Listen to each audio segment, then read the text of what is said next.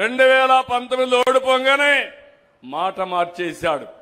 మాట మార్చి ఆ రోజు చెప్పింది మీరు చూస్తే 3 రాజధానులు 3 ముక్కలాట ఆడాడు 5 ఏళ్లు. ఏమీ చెయ్యలేదు. బయట పోతే అవమానం. ఎవరన్నా తమిళనాడు నుంచి బయట పోతే మీ రాజధాని ఏదంటే గర్వంగా చెన్నై అని చెప్పేవాళ్ళు.